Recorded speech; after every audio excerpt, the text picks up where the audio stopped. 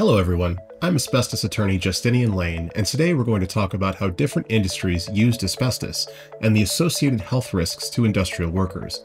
But let's start with a brief refresher on asbestos first. Asbestos refers to a group of 6 naturally occurring minerals that in their raw form appear as simple rocks, just like this one. This is chrysotile asbestos, which is the most common type of asbestos. When chrysotile rocks are processed, they can transform into strong, lightweight fibers like the ones you can see in this test tube. This is chrysotile fibers, and these fibers are resistant to fire, electricity, and heat, and they actually have a stronger tensile strength than steel. So asbestos was used in a multitude of industrial products like insulation materials, fireproof clothing, ceiling and floor tiles, and even fireproof papers and felts. Besides its versatility, asbestos was also inexpensive and easy to manufacture. Those factors led to its widespread use until the health risks of asbestos exposure became widely known. Now, there's no safe level of asbestos exposure, and even a minimal exposure can elevate someone's risk of developing certain asbestos-related diseases. However, most health issues arise from substantial exposure to asbestos, often occurring in industrial settings. Jobs in certain industries carried a heightened risk of asbestos exposure and consequently a greater risk of developing asbestos-related diseases. The tire and rubber industry made heavy use of asbestos for several reasons. The prime reason was asbestos is very resistant to heat and it can't burn. It's incombustible. You can't set it on fire. As you might know, making tires involves a lot of heat. Things need to get melted or heated up, and asbestos was used on all of those hot pieces of equipment. But that's not the only way the tire and rubber industry utilized asbestos. Sometimes asbestos was used as sort of a lubricant to help get the rubber out of the molds. Oftentimes they've used talc, which itself can be contaminated with asbestos, or there'd be other proprietary mixes, but some tire plants would actually just use raw asbestos, just the fibers, to be dumped in to help pull the tires out so it wouldn't stick. The rubber, you see, wouldn't stick to the asbestos as it would to the metal molds that the tires were in.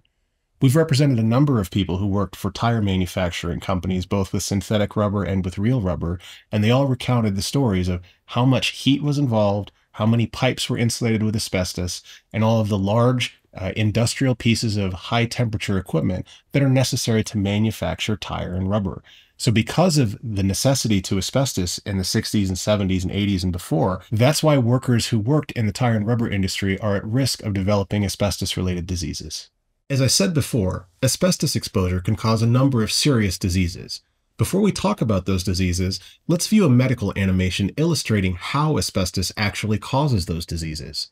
Our law firm worked with a leading medical animation company to develop this animation, and it accurately depicts the disease process. When we breathe in foreign particles, we cough to expel them from the airway. But asbestos fibers are tiny, indestructible needles that can embed themselves in the lungs or the pleura, damaging the tissue and causing hardened scars. In response, the body sends macrophages to digest and expel the asbestos fibers. But the sharp asbestos fibers pierce the macrophages, killing or warping them. This causes the macrophages to send the wrong chemical messages that cause the growth of carcinomas. Asbestos fibers also release free radicals that further damage the lung tissue and cause diseases to form. Not all of this damage is immediately visible, but over 20 to 50 years, asbestos can cause breathing problems like asbestosis, as well as mesothelioma and lung cancer. Similar processes occur when a person swallows asbestos fibers, and those fibers can cause throat cancer, stomach cancer, and colorectal cancer. Mesothelioma is the most notorious disease linked to asbestos exposure. This rare and aggressive cancer is caused almost exclusively by asbestos exposure, and it affects the mesothelium, a thin membrane surrounding our internal organs. There are only about 3,000 mesothelioma cases diagnosed annually in the US, and our firm has been successful in obtaining substantial compensation for our clients with mesothelioma. Besides mesothelioma, asbestos exposure is also linked to lung cancer. While there are other causes of lung cancer, such as smoking, individuals who smoked and were exposed to asbestos industrially face a significantly higher risk than non-smokers exposed to asbestos. Because the asbestos industry hid the risks of asbestos exposure to both smokers and non-smokers, we've been able to secure millions of dollars of compensation for people who developed lung cancer, regardless of their smoking history. As you saw in the animation, it's the inhalation of asbestos fibers that leads to mesothelioma and lung cancer. Inhalation of asbestos can also cause throat cancer, including both laryngeal and pharyngeal cancers. Breathing asbestos can cause cancer, but so can ingesting asbestos, which often happens accidentally when people have their mouths open around asbestos dust. Ingesting asbestos has been shown to cause stomach cancer and colon cancer as well, and we've obtained meaningful compensation for our clients with those cancers. In addition to cancer, asbestos exposure in industrial settings can also cause asbestosis, a non-cancerous but serious lung disease caused exclusively by the inhalation of asbestos dust.